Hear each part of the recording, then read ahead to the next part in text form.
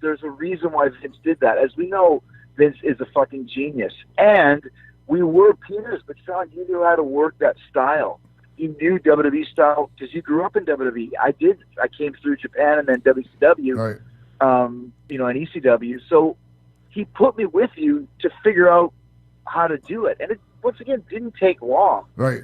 But, in retrospect, I'm actually really happy he did that because I learned right away, do this, don't do that, try more of this, try less of that, and you got it. Because you were never a dick about it, when I went to you and said, listen, Vince says I have to go over the matches. You're like, okay, well, I remember it was with Boss Man or something like that. Yeah. I had some ideas. He said, yes, do this, don't do that, and don't do this. And other than that, you got it. So it wasn't like a dictatorship where you're telling me every single thing. It was more of just like a producer of a record, not Sure. a musician who has a song, and you help me kind of, sculpt it a little bit better. So that's why Vince did it, and it worked. Yeah. Yeah, I mean, yeah, it did.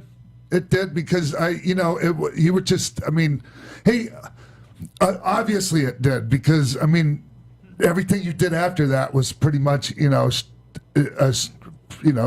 straight up.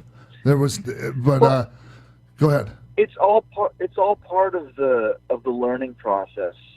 Anytime you come to a new company, it takes a while to figure it out. Now, I always laugh when people go, the WWE style. There's no WWE style. Yes, there is a WWE style. It's a main event style. Yes. It's how you really work. And anybody that comes through the system, it makes me laugh when you see guys from NXT that came in from the indies that were super, super great and super critically acclaimed. There's always an adjustment period when you come into the WWE. I don't care who, AJ Styles, there's an adjustment. Bobby Roode or Samoa Joe or any of these guys that came up through the system. Yeah. Because there is a way that we work in WWE. And once you can work that way, you can take that style and work it anywhere on the planet and always have the best match on the show. Yes, thank you. Yes.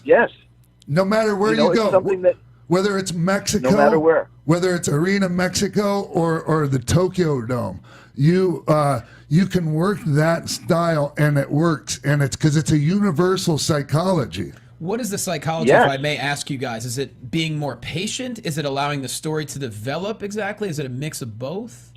Let me give you my take on it, and then Sean, you follow up. Okay. I always use music as an analogy. So let's pretend in everywhere that I ever worked before WWE, I'm pretty talented, let's say. I'm a guitar player, and I'm playing guitar like fucking Eddie Van Halen or Yngwie Malmsteen, just shredding. I can play so many notes. I can wow you. When you get to WWE, you learn how to play like Angus Young. Yes. It's not what you play, it's what you don't play.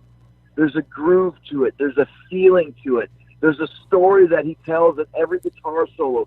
You can hum an Angus Young guitar solo. You can't hum an Yngwie Malmsteen solo because there's nothing to hum. It's just notes. Interesting. There's a rhythm. So what I learned working at the WWE style is where to do things, where to put it, when to switch gears, when to let people react. I remember working with Sean doing some kind of a double down on a move and him just saying, don't move. Yeah. But they're not doing anything. They will. Yeah.